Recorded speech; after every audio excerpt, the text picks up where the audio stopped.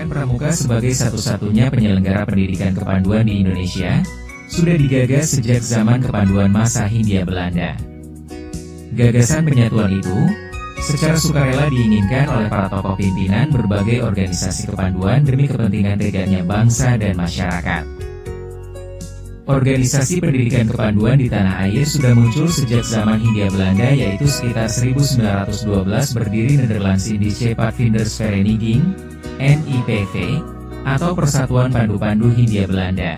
Kemudian 1916, berdiri beberapa pandu, Padvinder Muhammadiyah, Hizbul Wathan, Nationale Padvinderij, Syarikat Islam Afdeling Pandu, Kepanduan Bangsa Indonesia, Indonesisch Nationale Padvinders Organisatie, Pandu Indonesia, Padvinders Organisatie Pasundan, Pandu Kesultanan, El Hilal, Pandu Ansor, Al-Watoni, Tridharma, Kristen, Kepanduan Asas Katolik Indonesia, dan Kepanduan Masehi Indonesia.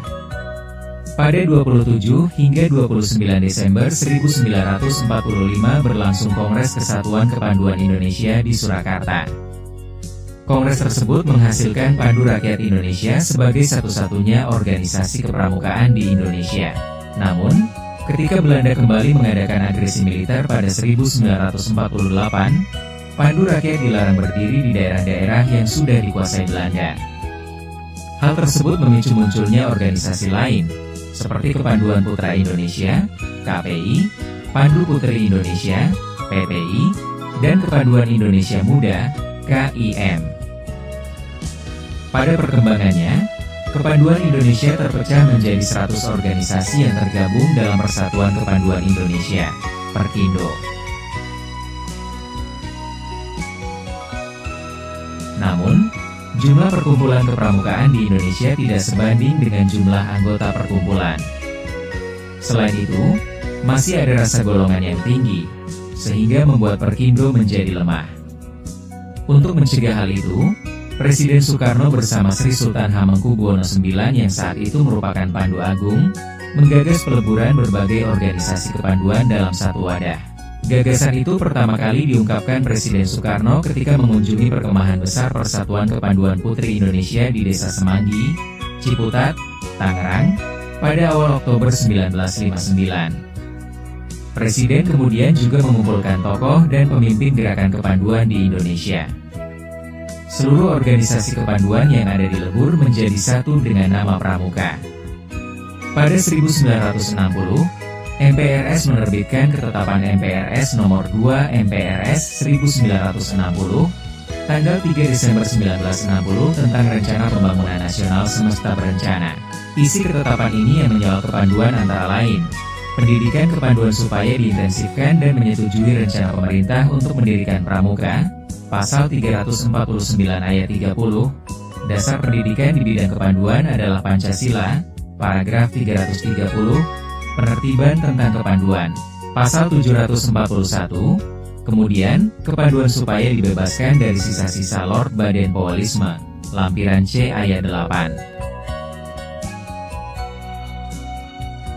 Ketetapan itu memberi kewajiban agar pemerintah melaksanakannya.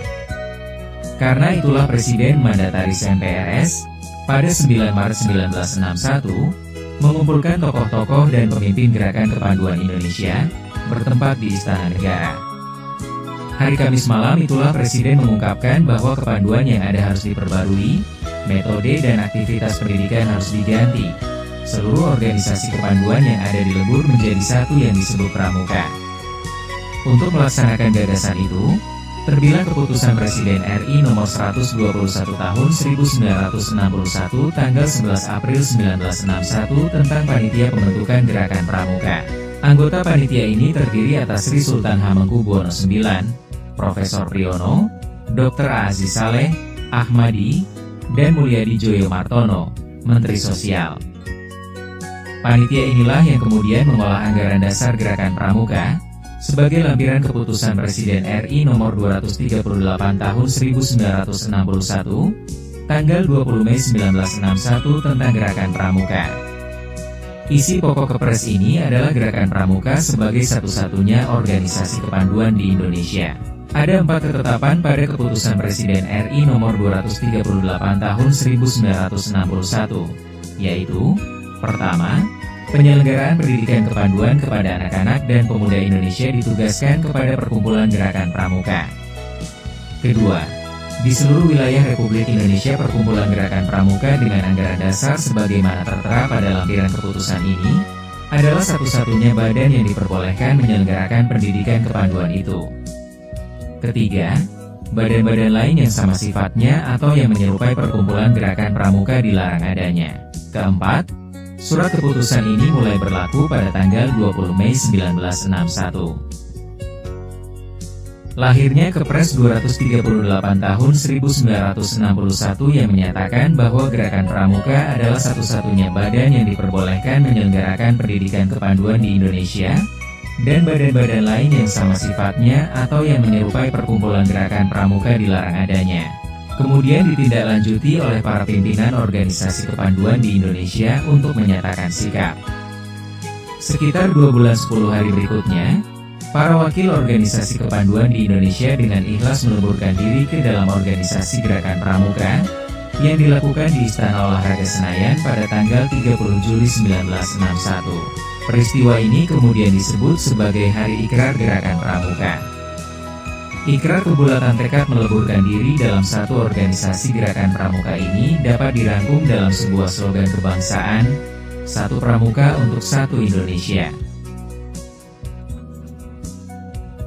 Peristiwa selanjutnya, untuk menguatkan lahirnya Gerakan Pramuka, Presiden Soekarno melakukan pelantikan Majelis Pimpinan Nasional, Kuartir Nasional, dan Kuartir Nasional Harian di Istana Negara pada tanggal 14 Agustus 1961.